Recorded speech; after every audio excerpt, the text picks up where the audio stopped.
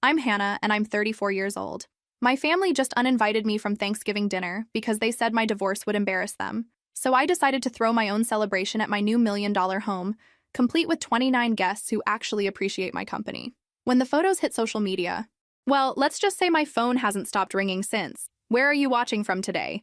Drop your location in the comments below and hit that like and subscribe button if you've ever felt like the black sheep of your family. You'll definitely want to stick around for what happened next. This story actually began 18 months ago, though I didn't realize it at the time.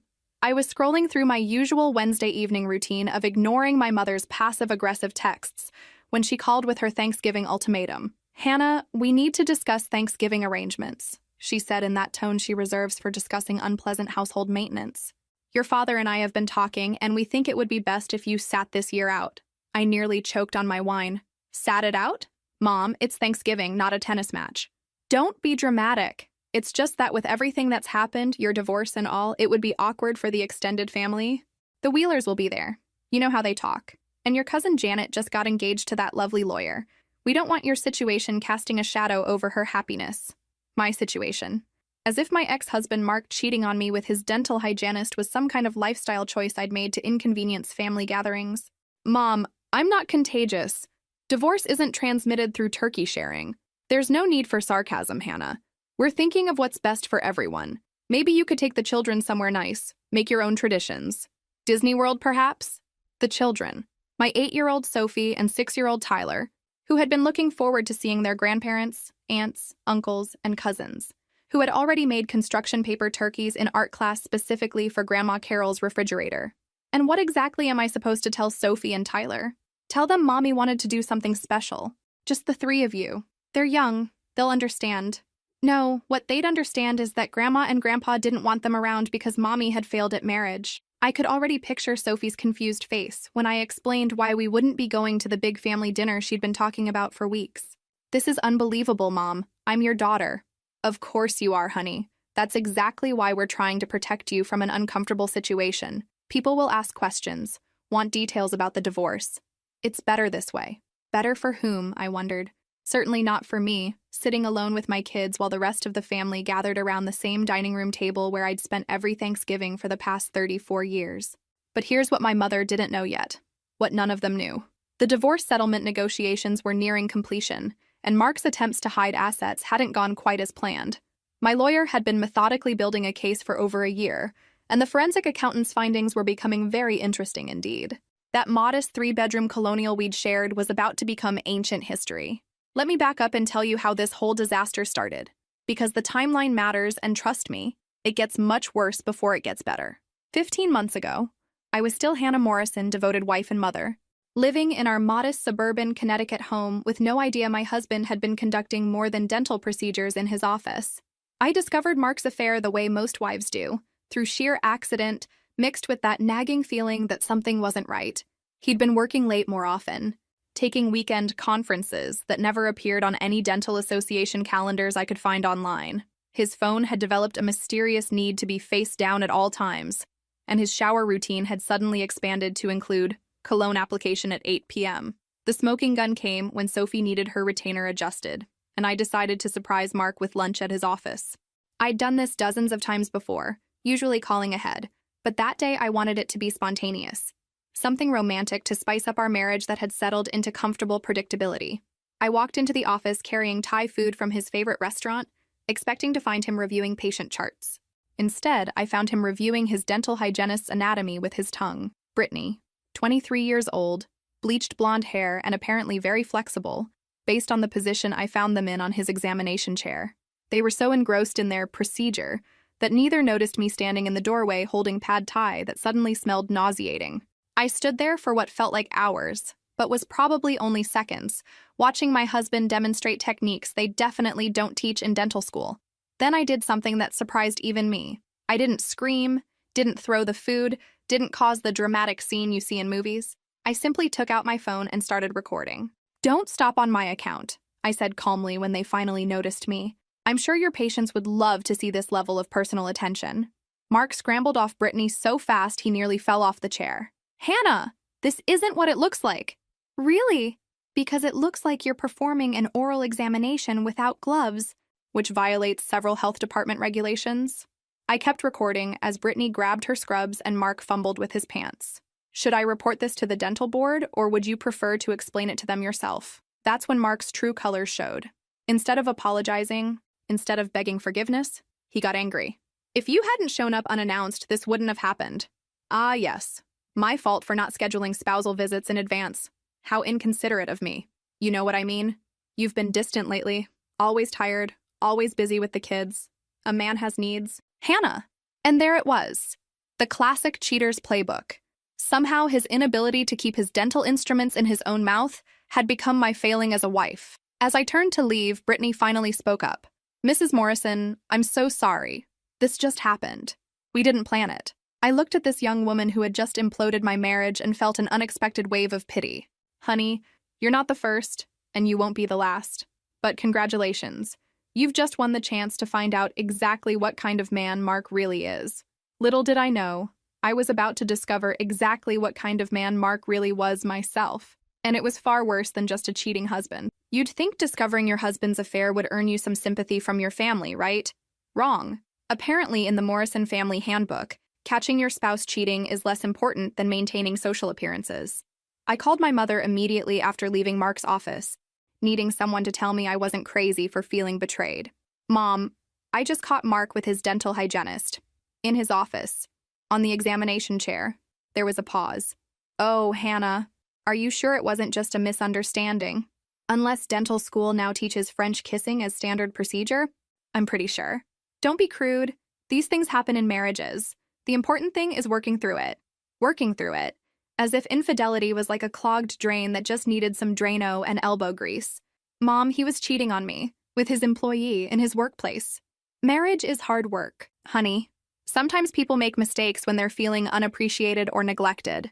Without even hearing Mark's side, my own mother had decided this was somehow my fault. So I should just forgive him and pretend it never happened? I'm saying you should think about Sophie and Tyler before making any hasty decisions. Children need stable homes, not broken families. Stable homes. Where daddy cheats on mommy and mommy pretends everything is fine. Where children learn that love means accepting betrayal, and women should be grateful for whatever scraps of respect they receive. My father's reaction was equally disappointing. When I showed up at their house that evening with the kids, needing somewhere to stay while I figured out my next move, he pulled me aside.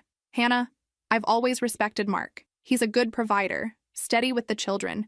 Every marriage goes through difficult periods. This isn't a difficult period. Dad, this is adultery. That's a very dramatic word. Look, I understand you're hurt, but divorce? That's permanent. That affects your reputation, your children's future. My reputation. Not my happiness, not my self-respect, not the example I was setting for my children.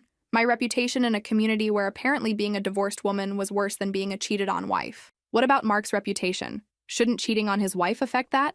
Men make different kinds of mistakes than women do. Society understands that.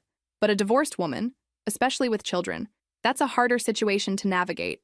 My brother David's response was the most infuriating. Hannah, you need to be practical here. Mark makes excellent money, provides health insurance, has an established business. You want to throw that away because of one indiscretion? One that I know about. Even if there were others. Is that really worth destroying your family over? Sophie and Tyler need their father. They need parents who respect each other. They need financial stability and a two-parent household. You've been out of the workforce for years. What are you going to do? Support 2 kids on whatever job you can find. That was the moment I realized my family saw me not as their daughter and sister, but as a liability. A woman whose value was entirely dependent on her ability to maintain a marriage, regardless of the cost to her dignity. Have you ever felt like the people who should support you most are actually rooting for you to fail? Drop a comment below if you've ever had family members prioritize appearances over your happiness. What they didn't realize was that I was already consulting with Patricia Wells, one of the best divorce attorneys in Connecticut. And Patricia had some very interesting questions about Mark's financial disclosures. 6 months into the divorce proceedings, I discovered something fascinating about Mark's business practices. Remember how my family kept emphasizing what a good provider he was? Turns out he was providing much more than any of us knew, just not for his family. My lawyer, Patricia Wells, was the kind of woman who wore power suits like armor and had built her reputation on dismantling cheating husbands' attempts to hide assets. Hannah, your husband's been very creative with his bookkeeping. We need to dig much deeper. Mark had been claiming his dental practice was struggling financially, that he could barely afford reasonable child support payments. But Patricia's forensic accountant, whom we'd hired after months of suspicious documentation, found some interesting discrepancies. Equipment purchases that seem inflated, business trips that don't align with any dental conferences, rent payments to a property management company that doesn't exist, Patricia explained during one of our lengthy meetings. He's been funneling money through his business to make it look less profitable than it actually is. The investigation took 8 months. 8 months of detailed financial analysis, subpoenas, and discovery requests. What we found was systematic financial deception going back at least 3 years. A separate business bank account that Brittany had access to, property investments hidden in his mother's name, even a small apartment downtown that he claimed was for business storage, but was conveniently furnished with a bed and expensive wine collection. When we finally presented our findings in mediation, Mark's cocky attitude evaporated faster than his claims of financial hardship. His lawyer looked like he'd aged a decade during our presentation. "These accusations are completely unfounded," Mark sputtered. "I've been completely transparent about my finances." Patricia slid a bank statement across the table. "Then perhaps you can explain this series of $50,000 transfers to accounts in the Cayman Islands?" Mark's face went white. "Those are legitimate business investments." "In what business? Because according to the documentation we've obtained, those accounts appear designed specifically to hide marital assets from your wife." The mediation that Mark thought would result in him paying minimal support and keeping most of his assets turned into a very different conversation. By the end of that long day, I was looking at a settlement that included half of everything he'd tried to hide, plus additional compensation for his attempts at financial fraud. But the real surprise came when Patricia handed me a folder marked Property Assessments. "Your settlement will include enough for a substantial down payment on a very nice house. Hannah, the kind of house that makes a statement about your independence." Over the following weeks, I spent my time house hunting in Connecticut's more desirable neighborhoods. Not because I needed a mansion, but because I wanted Mark and my family to understand exactly how wrong they'd been about my prospects as a divorced woman. The house I found was perfect. A contemporary colonial on 2 acres in Fairfield County. 4 bedrooms, 3.5 bathrooms, gourmet kitchen, and a pool that would make the country club envious. The kind of house my family had never imagined I could afford. When I made the offer 3 months later, I used my maiden name for the first time in years, Hannah Mitchell. It felt like putting on clothes that actually fit after wearing someone else's wardrobe too long. The sellers accepted my offer within days. With a substantial down payment and excellent credit, I was able to close within 6 weeks. As I signed the papers, I couldn't help but smile thinking about Mark's reaction when he discovered where his hidden assets had ended up. But I had no idea that Mark's financial deceptions were just the tip of the iceberg. Moving into my new house felt like stepping into a life I'd always been meant to live. The previous owners had impeccable taste, and most of the furniture conveyed with the sale, so within 2 months of closing, I was living in magazine-worthy perfection. Sophie and Tyler adjusted to their new rooms with the resilience that children possess. Sophie claimed the bedroom with the built-in window seat overlooking the garden, while Tyler chose the one with the view of the pool. Their excitement about their new home was infectious, and for the first time in over a year, I felt genuinely happy. But the best part wasn't the house itself. It was watching Mark's face when he came for his first visitation pickup at my new address. He pulled into my circular driveway in his BMW, which suddenly looked modest against the backdrop of my new circumstances. "Quite the upgrade," he said, unable to hide the bitterness in his voice. "The divorce settlement has been very generous," I replied cheerfully. "Thanks for making it possible." He wanted to say more, but the kids were already running toward his car, excited to tell him about their new rooms and the pool they'd been using all summer. That's when I started planning my Thanksgiving celebration. If my family thought I'd be spending the holiday alone, feeling sorry for myself, they were about to be very disappointed. I called my friend Jessica first. We'd lost touch during my marriage years, but she'd reached out after hearing about my divorce, offering support without judgment. "Jessica, what are your Thanksgiving plans this year?" "Oh, the usual family chaos at my sister's house. Why? Want to come to mine instead?" "I'm hosting a real celebration this year." "You're hosting? Hannah, that's wonderful. Of course I'll come." Next was my former college roommate, Sarah, who lived in California now, but had been planning to spend Thanksgiving alone since her kids were with their father that year. "Pack your bags," I told her. "You're flying to Connecticut." I called my neighbor, Mrs. Patterson, the 78-year-old widow who lived alone in the estate next door.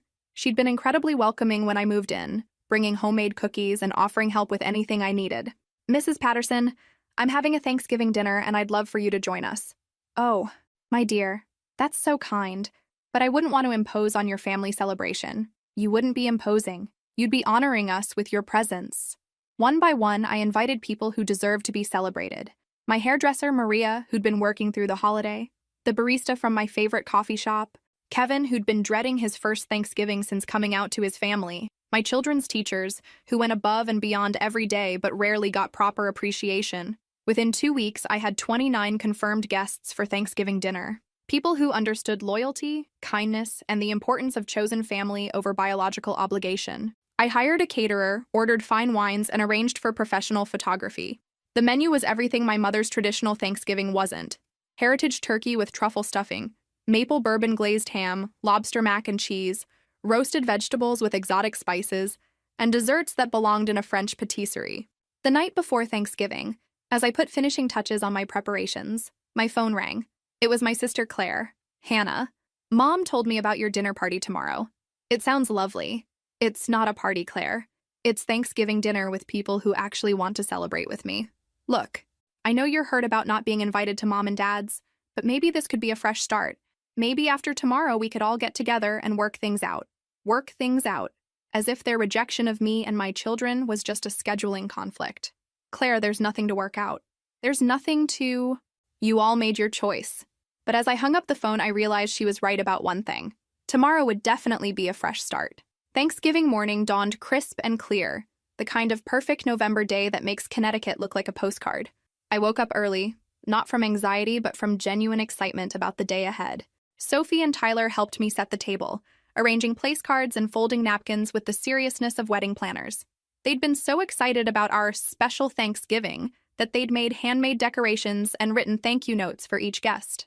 Mommy, this is going to be the best Thanksgiving ever, Sophie announced as she adjusted the centerpiece for the third time. I think you're right, sweetheart. The caterers arrived at noon, transforming my kitchen into a professional operation. The photographer came early to capture the preparation process, and soon my house was filled with the sounds and smells of a celebration worth documenting. Guests began arriving at 3, and the energy was immediately different from any family gathering I'd ever attended. These were people who chose to be here, who were grateful for the invitation, who came with joy instead of obligation. Mrs. Patterson arrived first, dressed in her finest outfit and carrying a bottle of wine that probably cost more than my weekly grocery budget. My dear, this house is absolutely magnificent, she said, kissing my cheek. You've created something beautiful here. Sarah flew in from California, and we screamed like teenagers when she walked through the door. Jessica brought her elderly mother, who'd been widowed last year and facing her first holiday alone. Kevin, the barista, arrived with his boyfriend, both glowing with happiness at being somewhere they were celebrated, not tolerated. Maria brought her 3 children, who immediately bonded with Sophie and Tyler over the pool and elaborate playground in my backyard. The teachers I'd invited were amazed by the setup, commenting that this surpassed any faculty holiday party they'd attended. As we gathered around my dining room table, extended to accommodate everyone, I felt a warmth I'd never experienced at any family gathering. These people were here because they wanted to be, because we'd built relationships based on mutual respect and genuine affection. When it came time for everyone to share what they were grateful for, the responses were heartfelt and real. Mrs. Patterson was grateful for neighbors who became family. Sarah was grateful for friendships that survived distance and time. Kevin was grateful for acceptance and love in all its forms. When my turn came, I looked around the table at these wonderful people sharing this incredible meal in my beautiful home. I'm grateful for the courage to build a life that reflects my values instead of other people's expectations. The photographer captured every moment. The laughter over dinner, the children playing together, the genuine connections being made between strangers becoming friends. By evening, we had documentation of what a real celebration looked like. As the last guests were leaving, thanking me profusely for one of the best Thanksgivings they'd ever had, I uploaded the photos to social media. Not out of spite, but out of genuine pride in what we'd created. The response was immediate and overwhelming. Comments poured in from friends, acquaintances, and even strangers who'd seen the photos shared by my guests. This looks amazing. What a beautiful celebration. You're living your best life. But the responses I was most interested in came from the phone calls that started around 9 p.m. First was my brother David. Hannah, I saw your photos. That looked like quite a celebration. It was wonderful, with people who appreciate being included. Then Claire called. Your dinner looked beautiful. Very elegant. Thank you. Maybe next year we could all get together. Combine our celebrations. Next year. As if there would be a next year invitation for them after this year's rejection. But the call I was waiting for came at nearly 11 p.m. My mother, her voice tight with something I couldn't quite identify. Hannah, I saw your photographs online. That was quite an elaborate event. Yes, it was wonderful. We had 29 guests. Everyone had a beautiful time. 29 people? That's more than we had at our dinner. I wanted to make sure everyone who deserved to be celebrated was included. There was a long pause. I hope you know this display has embarrassed the entire family. The Wheelers saw your photos. Janet's fianca's parents saw them. Everyone's talking about how you excluded your own family. And there it was. They weren't upset that I'd been excluded. They were upset that I'd succeeded anyway. But as I hung up the phone and looked around my beautiful, quiet house, I realized something important. For the first time in my life, I didn't care what they thought. That feeling of liberation was about to become even more important than I imagined. The aftermath of my Thanksgiving celebration was even more entertaining than the dinner itself. Within 2 weeks, I was getting calls from people I hadn't heard from in years, all suddenly very interested in reconnecting with their dear friend Hannah. Distant relatives who'd somehow obtained my number sent lengthy texts about how family should stick together. Aunt Patricia, my father's sister, who'd openly criticized my career choices for years, left voicemails praising my entrepreneurial spirit and wondering if I might be interested in investing in her son's startup. The most amusing was my former sister-in-law, Mark's sister Rachel, who'd been notably absent during my divorce proceedings. She showed up at my door uninvited on a Saturday morning, holding a store-bought coffee cake and wearing her most apologetic smile. Hannah, I've been meaning to reach out. I feel terrible about how everything went down with Mark. Do you? I asked, not inviting her in, because I remember you taking his side pretty decisively during the divorce. I was just trying to stay neutral. You know how it is with family loyalty. Family loyalty. The same family loyalty that had her telling people at her book club that I was probably cheating too, and that Mark was the real victim here. What can I do for you? Rachel? Well, I was hoping we could put all that behind us. Maybe have dinner sometime. Let the kids spend time together again. Jake really misses Tyler and Sophie. Jake, her 10-year-old son who'd been one of Tyler's best friends before the divorce, divided loyalties along predictable lines. Rachel had made it clear that her son wouldn't be playing at that woman's house anymore. That's interesting timing, I said. What changed your mind? She shifted uncomfortably. I just think life's too short to hold grudges. Life's too short, or my bank account's too substantial? I suspected the latter, especially when she casually mentioned that she'd seen the photos from my Thanksgiving dinner and thought my house looked absolutely gorgeous. But the real entertainment came from my immediate family's escalating attempts to repair what they clearly now saw as a strategic error. My mother started sending care packages to the kids, elaborate gift baskets that arrived weekly with notes about how much Grandma missed them. David began inviting me to family events I'd never been included in before. We're having a small dinner party next weekend, just close family and a few friends. You should come. Bring the kids. A dinner party? How unlike you to think of including me in social activities. Hannah, you're my sister. Of course I want you there. My sister. The same sister he'd told to be practical about accepting her husband's infidelity because divorce was financially irresponsible. My father started showing up at my house unannounced, claiming he was just in the neighborhood. Considering my neighborhood was 40 minutes from his house and required tolls to access, his frequent presence was clearly calculated. Hannah, I've been thinking about what happened with Thanksgiving, he said during one of these surprise visits. Have you? I think we all misunderstood each other. Your mother was just worried about family gossip, but she never meant to exclude you permanently. As if excluding me temporarily had been perfectly reasonable. Dad, what exactly do you want? I want my family back together. I want Sophie and Tyler to grow up knowing their grandparents. I want us to be a family again. We could have been a family when I needed support during my divorce. We could have been a family when I was rebuilding my life. We made mistakes, Hannah. Can't we move past this? Move past this. Skip over the part where they abandoned me in my darkest hour and proceed directly to the part where they benefit from my success. That evening, after my father left empty-handed once again, I realized something important. They weren't actually sorry for how they'd treated me. They were sorry about the consequences. There's a difference between regret and remorse, and my family was demonstrating the former while completely lacking the latter. What do you think will happen next? Drop your predictions in the comments below. January brought an unexpected complication to my carefully orchestrated new life. His name was James Richardson, and he was everything I hadn't realized I was looking for. We met at Sophie's school winter concert of all places. I was sitting in the auditorium, taking photos of my daughter's performance, when the gentleman beside me leaned over during intermission. Excuse me, but are you Sophie Mitchell's mother? I'm James, Emma Richardson's dad. Our daughters are in the same class.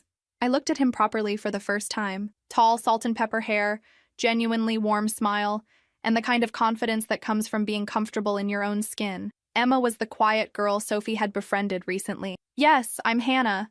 Sophie talks about Emma constantly. Emma feels the same way. She's been asking when she can see Sophie's new house with the pool. Sophie's been giving tour descriptions during art class, apparently. Emma came home asking why we don't have a movie theater room. I laughed despite myself. Sophie's been known to embellish. We have a large TV in the basement, which in her mind qualifies as a cinema.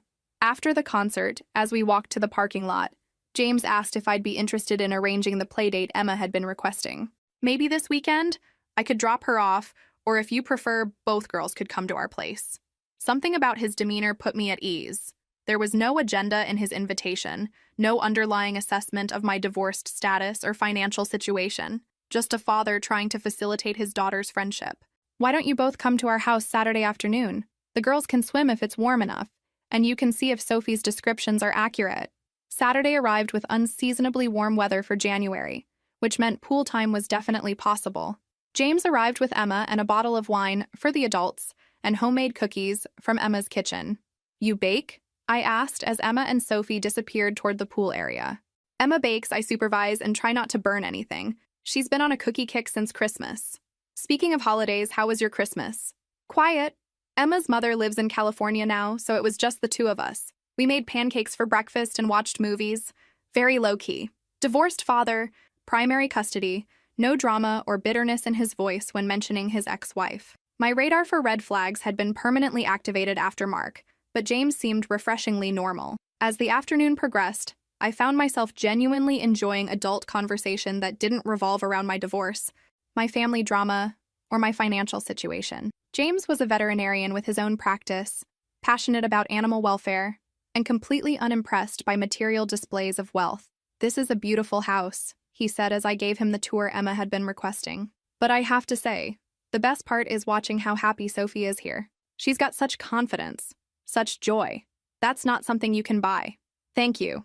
It's been an adjustment period for all of us. Divorce is tough on kids, but you're clearly doing something right. When he left that evening, he asked if I'd be interested in having dinner sometime. Just adults? Somewhere Emma can't critique my table manners. I said yes before I could overthink it. Our first date was supposed to be casual dinner at a local restaurant. Instead, we closed the place down, talking for hours about everything except the obvious topics. He didn't ask about my divorce settlement, my family situation, or my ex-husband. Instead, we discussed books, travel dreams, parenting philosophies, and the challenges of starting over in your 30s. I have to admit, he said as we walked to our cars, I was nervous about tonight. Why? Single father, dating again after 3 years, meeting a woman who clearly has her life figured out. It's intimidating. My life figured out? James, 18 months ago, I was married to a cheating dentist and estranged from my entire family. I'm making it up as I go along. Well, you're doing a remarkable job of improvising. That's when I realized something terrifying and wonderful. I was falling for someone who liked me for who I was, not what I had or what I represented. By our third date, I was ready to introduce the complication of my family situation. James, there's something you should know about me. My family and I are currently not speaking. May I ask why? I told him the entire story. He listened without judgment, asking questions only for clarification. So your family rejected you when you needed support, then wanted back in when you found success? That's the simplified version, yes. And how do you feel about that? Such a simple question, but no one had asked me that. Disappointed, angry, but also relieved. I'm finally seeing them clearly. That makes perfect sense. Sometimes the people who hurt us most are the ones who force us to become who we're meant to be. But my family was about to meet him sooner than I'd planned. February brought the inevitable collision between my old life and my new one. My mother had been increasingly persistent about healing our family rift, which translated to increasingly desperate attempts to insert herself into my social circle. The breaking point came when she showed up at Sophie's 8th birthday party uninvited. I'd planned a small celebration at my house. Just Sophie's closest friends and their parents, plus James and Emma. Nothing elaborate, just cake, pizza, and pool games, since I'd had the pool heated for winter use. Sophie had specifically requested no big family drama for her birthday, which should have been my first clue that even an 8-year-old could see the toxic dynamics I'd been dealing with for decades. The party was in full swing when my mother's car pulled into my driveway. I watched through the kitchen window as she emerged carrying an enormous wrapped present and wearing her most determined smile. "Hannah!" she called out as she walked through my front door without knocking. Surprise! I couldn't miss my granddaughter's birthday. Every conversation in my living room stopped. Sophie looked confused. The other parents looked uncomfortable, and James raised an eyebrow in my direction. Mom, this is a private party. You weren't invited. Oh, don't be silly. I'm Sophie's grandmother. Of course I belong here. Sophie ran over to hug her, because children are programmed to love their grandparents unconditionally. My mother immediately began playing to her audience. Sophie, darling, you look absolutely beautiful. And this house, Hannah, it's even more stunning than in the photographs. Photographs. She'd been studying my social media posts like intelligence reports. Grandma, this is my friend Emma, and this is Emma's daddy. Mr. James, Sophie announced. How lovely to meet you both, my mother said, extending her hand to James with obvious calculation. I'm Carol Mitchell, Hannah's mother. What followed was 45 minutes of my mother working the room like a politician at a fundraiser.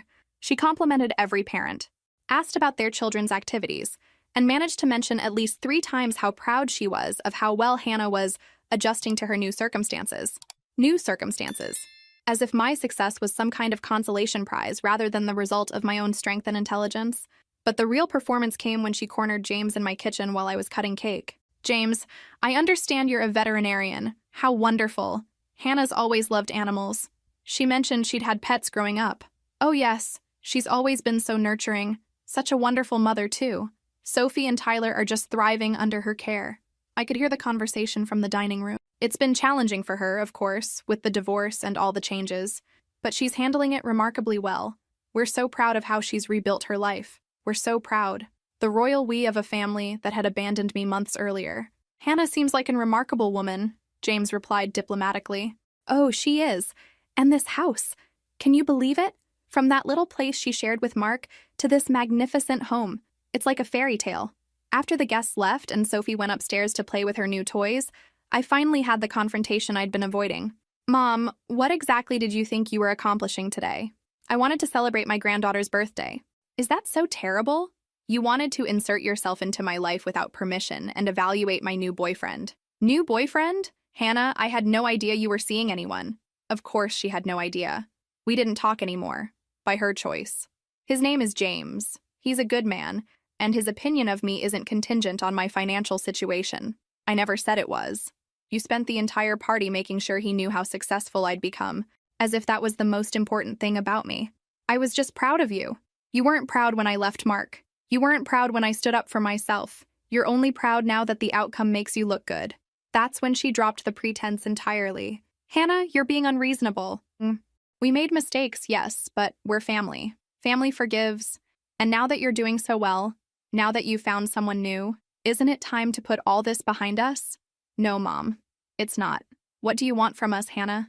I looked at this woman who'd raised me, who'd taught me that family loyalty was paramount, who'd then demonstrated that her version of loyalty only flowed in one direction. I want you to understand that you don't get to choose when to be my family. As she left, I realized that introducing James to my family dynamics might have been the best thing that could have happened, because now he'd seen exactly what I was dealing with, and he'd chosen to stay anyway.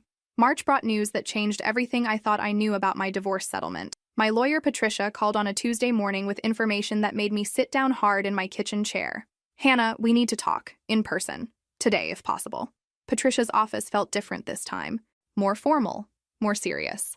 She had files spread across her desk and the expression of someone about to deliver life-altering information. Hannah, I've been conducting some follow-up investigation into Mark's financial situation, and I've discovered something significant. More hidden assets? No, something much bigger. Mark's dental practice isn't just profitable, it's a front for money laundering operations. I stared at her, trying to process what she'd just said. A front for what exactly? We're talking about millions of dollars being moved through his business accounts from sources that have nothing to do with dentistry. The forensic accountant noticed irregularities that went beyond simple asset hiding. The room seemed to tilt around me. My ex-husband, the man I'd lived with for 5 years, the father of my children, was apparently running a criminal enterprise. How did you discover this? Payments from shell companies, cash deposits that didn't align with patient records, equipment purchases that exceeded what any dental practice could legitimately need. When we dug deeper with federal assistance, we found a systematic pattern. Patricia slid a folder across her desk. Inside were bank statements, wire transfer records, and business documents that painted a picture of organized financial crime. Mark's been washing money for at least 3 years, possibly longer. The dental practice was perfect cover because cash payments are normal in healthcare, and expensive equipment purchases don't raise flags. And Brittany? She's heavily involved.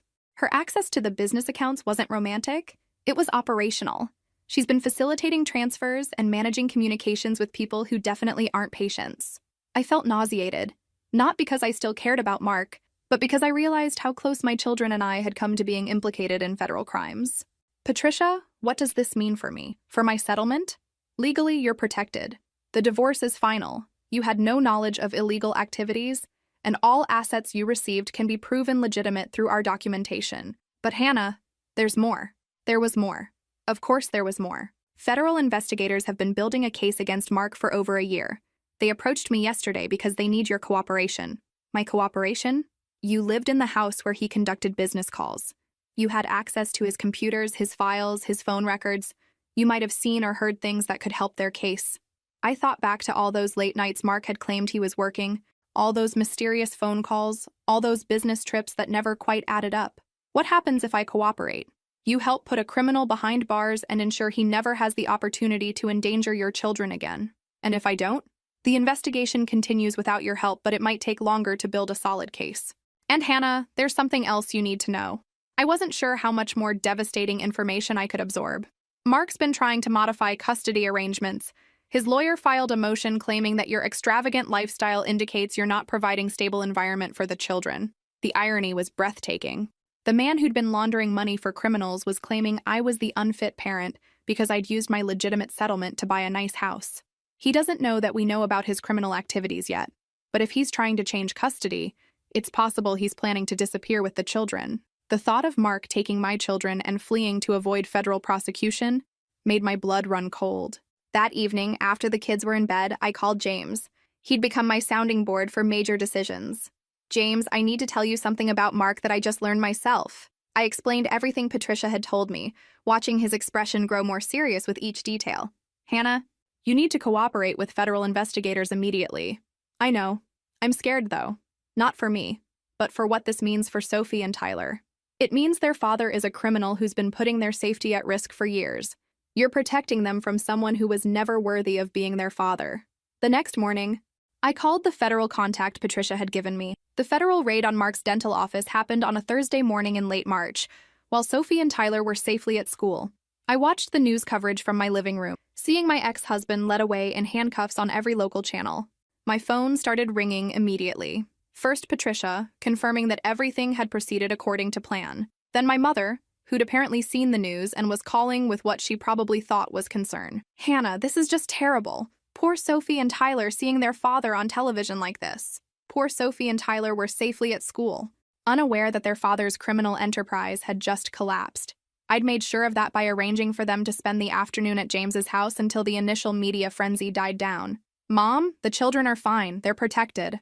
But the scandal, what will people think? What will people think? Even in the face of federal crimes and money laundering, my mother's primary concern was still about appearances. People will think their father was a criminal who got what he deserved. You don't have to sound so pleased about it. I wasn't pleased that my children's father was a criminal, but I was absolutely pleased that he was being held accountable. The real shock came later that afternoon, when Agent Sarah Chen called with an update. Mrs. Mitchell, we need to discuss something that's come to light during our investigation of your ex-husband's communications. What kind of something? It appears certain family members have been in contact with Mark recently, providing him with information about your activities, your relationship with James Richardson, and your financial situation. The world tilted around me again. What kind of information? Phone records show regular calls between your mother and Mark's personal cell phone over the past 4 months. During questioning, Mark admitted that your mother had been updating him on your social media posts, your new relationship, and details about your house and lifestyle. I sat down heavily on my couch, trying to process this betrayal on top of everything else. Agent Chen, why would my mother be talking to my ex-husband? According to Mark, your mother contacted him initially expressing concern that you were becoming too comfortable with your new situation. She apparently believed that if Mark could regain custody of the children, you'd be forced to reconcile with your family for support. My own mother had been working with my criminal ex-husband to undermine my custody and independence. The woman who'd raised me had been collaborating with the man who'd betrayed our family in the most fundamental ways possible. Agent Chen, Is my mother in legal trouble? She wasn't aware of Mark's criminal activities, so she's not implicated in the money laundering, but she did provide information that Mark was using to build his custody modification case against you. After hanging up with Agent Chen, I sat in my beautiful living room, surrounded by the life I'd built from the ashes of my marriage, and finally understood the full scope of my family's betrayal. They hadn't just abandoned me when I needed support.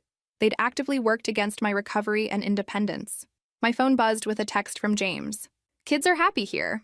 Emma's making them grilled cheese. Take all the time you need to process today's news. That's when I realized something crucial.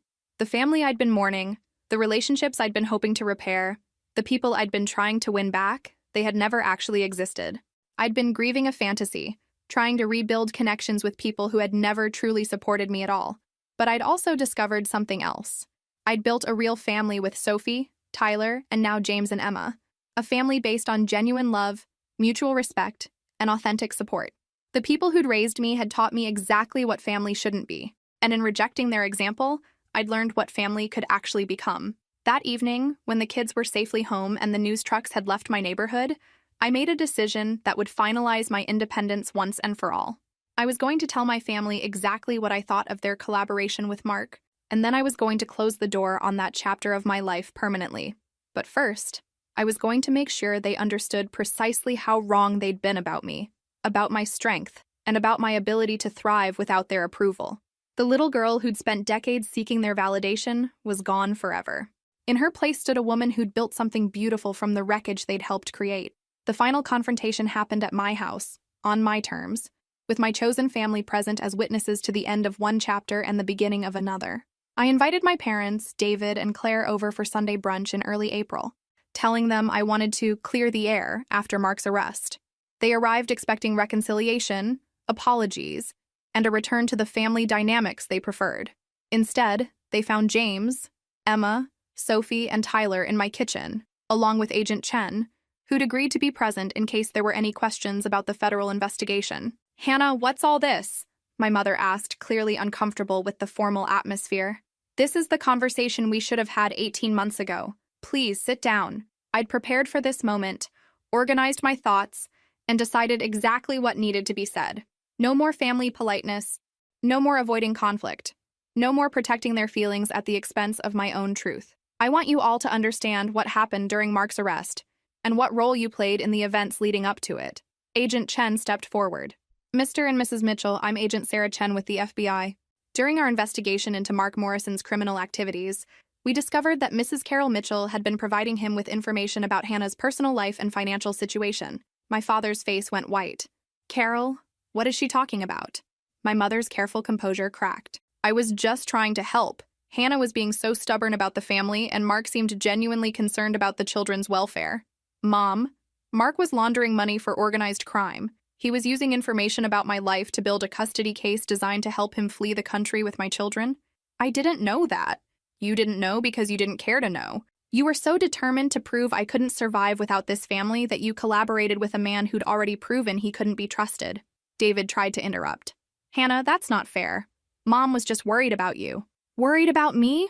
"She uninvited me from Thanksgiving because my divorce might embarrass the family. She told Mark about my relationship with James, my financial situation, and my children's activities. She was working against me, not for me." I turned to Claire. "And you were equally complicit. Every family gathering I wasn't invited to, every conversation about how I needed to be more reasonable about Mark's affair, every suggestion that I should prioritize keeping the family together over my own dignity." "Hannah, we love you," Claire said weakly. "No, you love the idea of me. You love a version of me that accepts whatever treatment you dish out, that prioritizes your comfort over my well-being, that stays in bad situations so you don't have to deal with the inconvenience of supporting me." James stepped closer to me, his presence a reminder that I now had people who actually supported me unconditionally. "But here's what you never understood about me," I continued. "I didn't need your approval to rebuild my life. I didn't need your permission to be successful.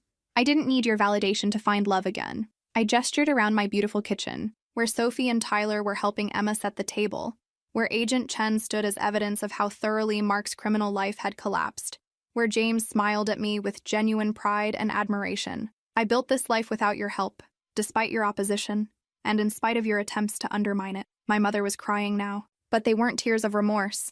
They were tears of a woman realizing she'd lost control of a situation she'd never actually controlled. "What do you want from us, Hannah?" my father asked. "I want you to understand that I don't need anything from you anymore. I wanted you to be my family, but you chose to be my opponents instead. So that's it? You're cutting us off forever? I'm accepting the reality of who you are and who you've always been. I spent 34 years trying to earn love that should have been freely given. I won't spend the rest of my life making the same mistake." Agent Chen excused herself, her job done. The evidence of my family's betrayal had been presented clearly and without emotional manipulation. As my parents and siblings prepared to leave, my mother made one final attempt to regain control.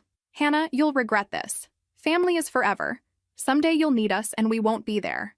I looked at this woman who'd taught me about conditional love, who'd shown me that family could be a weapon used against you, who'd demonstrated that loyalty was a one-way street in her world. "Mom, I already needed you, and you weren't there. The difference is, now I don't need you anymore." After they left, James found me on my back patio, watching Sophie, Tyler, and Emma play in the pool despite the April chill. They were laughing, splashing, creating memories that would define their understanding of what family could be. "How do you feel?" he asked. "Free," I said, and realized it was completely true. 18 months ago, I'd been a woman defined by other people's expectations, limited by other people's approval, diminished by other people's conditions. Now I was Hannah Mitchell, successful, independent, surrounded by people who loved me exactly as I was. The family that had rejected me had inadvertently given me the greatest gift possible. They'd forced me to become the woman I was always meant to be. And that woman was magnificent. If this story resonated with you, make sure to like and subscribe for more stories about finding strength in the most unexpected places. Remember, sometimes the family that matters most is the one you choose for yourself.